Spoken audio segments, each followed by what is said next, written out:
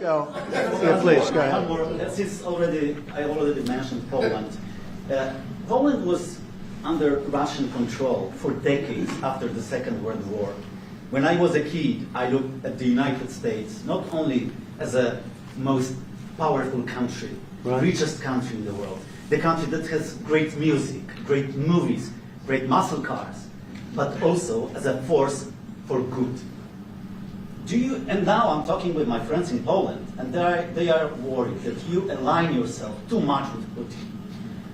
What's your message for them? Well, if I didn't align myself with both of them, you'd never have a deal. You want me to say really terrible things about Putin and then say, "Hi, Vladimir, how are we doing on the deal?" That doesn't work that way. I'm not aligned with Putin. I'm not aligned with anybody. I'm aligned with the United States of America and for the good of the world. I'm aligned with the world, and I want to get this thing over with. You see the hatred he's got for Putin. It's very tough for me to make a deal with that kind of hate. He's got tremendous hatred, and I understand that, but I can tell you the other side isn't exactly in love with, him either. So it's not a question of alignment. I'm aligned with the world. I want to get the thing set. I'm aligned with Europe. I want to see if we can get this thing done. You want me to be tough? I could be tougher than any human being you've ever seen. I'd be so tough. But you're never going to get a deal that way. So that's the way it goes. All right, one more question. Yeah, please.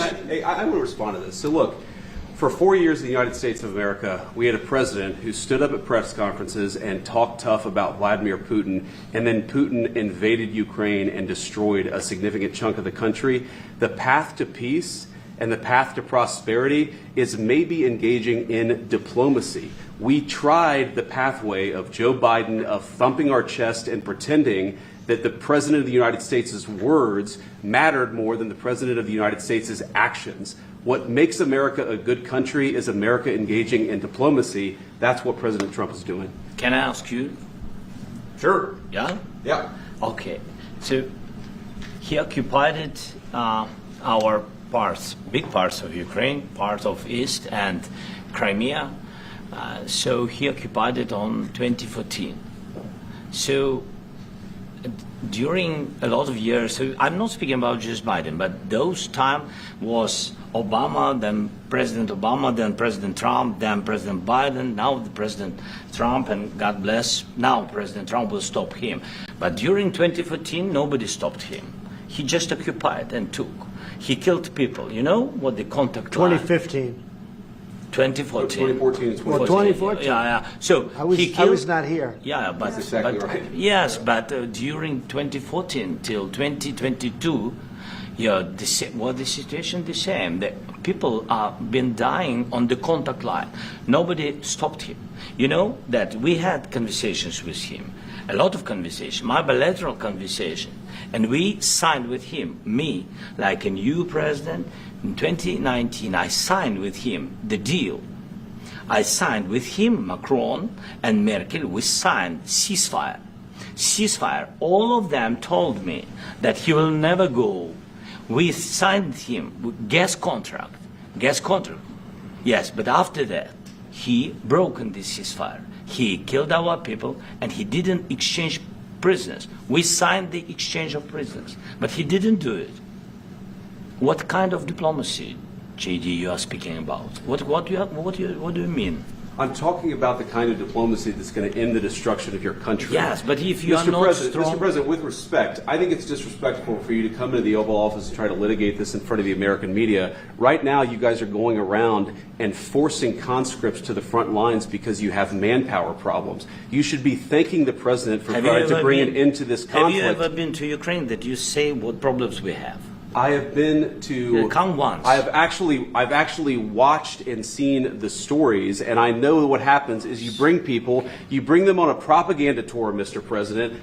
Do you disagree that you've had problems bringing people into your military? We have problems. And do you think that it's respectful to come to the Oval Office of the United States of America and attack the administration that is trying to prevent the destruction of your country? A lot of questions. Let's start from the beginning. Sure. First of all, during the war, everybody has problems. Even you, but you have nice ocean and don't feel now, but you will feel it in the future.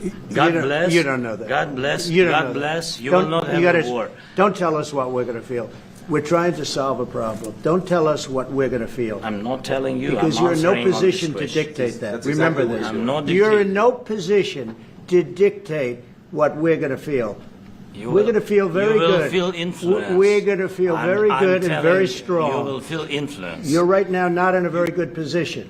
You've allowed From the yourself very- to be in a from very the very bad position, beginning and he of the happens war. to be right about From it. the very beginning of the war. You're not Mr. in a Brown, good position. I You was don't have in the cards right now.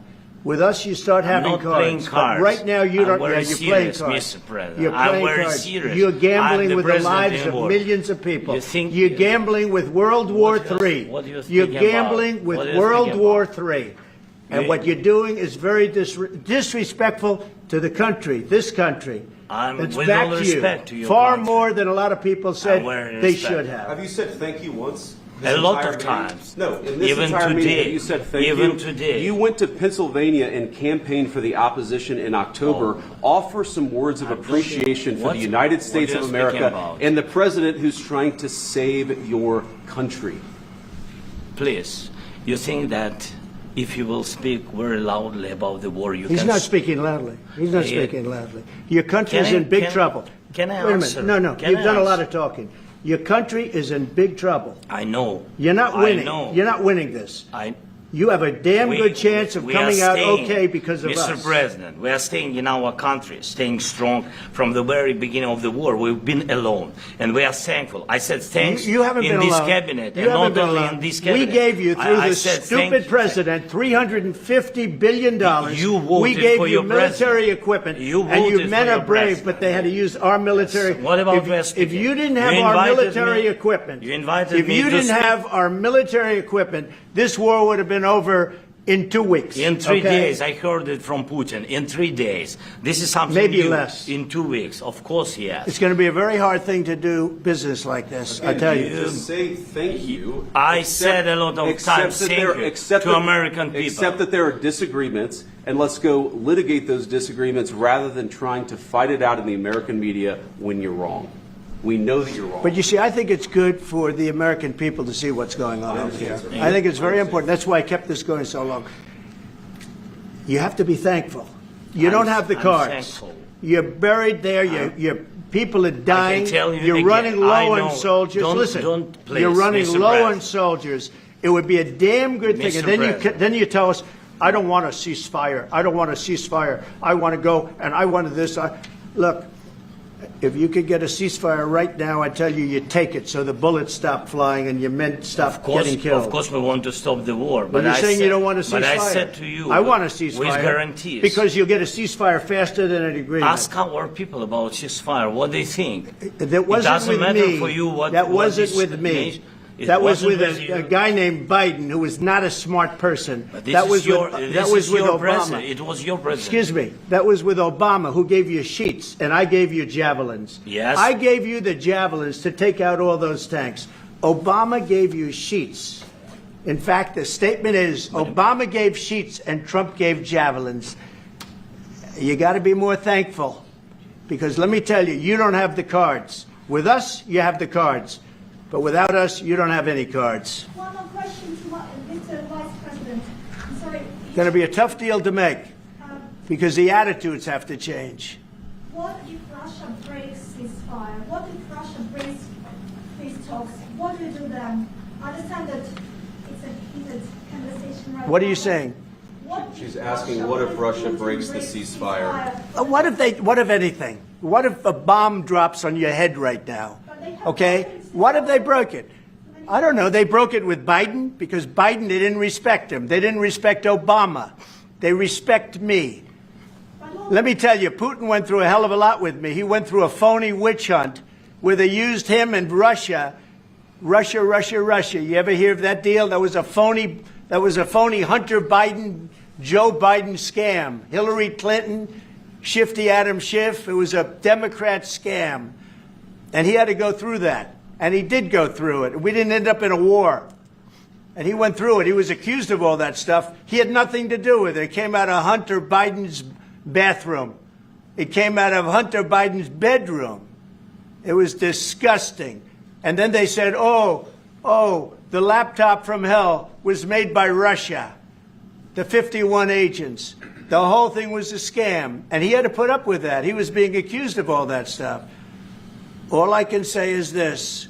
He might have broken deals with Obama and Bush, and he might have broken them with Biden. He did, maybe. Maybe he didn't. I don't know what happened. But he didn't break them with me. He wants to make a deal. I don't know if you can make a deal. The problem is I've empowered you to be a tough guy. And I don't think you'd be a tough guy without the United States. And your people are very brave. But you're either going to make a deal or we're out. And if we're out, you'll fight it out. I don't think it's going to be pretty, but you'll fight it out. But you don't have the cards. But once we sign that deal, you're in a much better position. But you're not acting at all thankful. And that's not a nice thing. I'll be honest, that's not a nice thing. All right, I think we've seen enough. What do you think? Huh? This is going to be great television, I will say that. All right. We'll see what we can do about putting it together. Thank you. Thank you.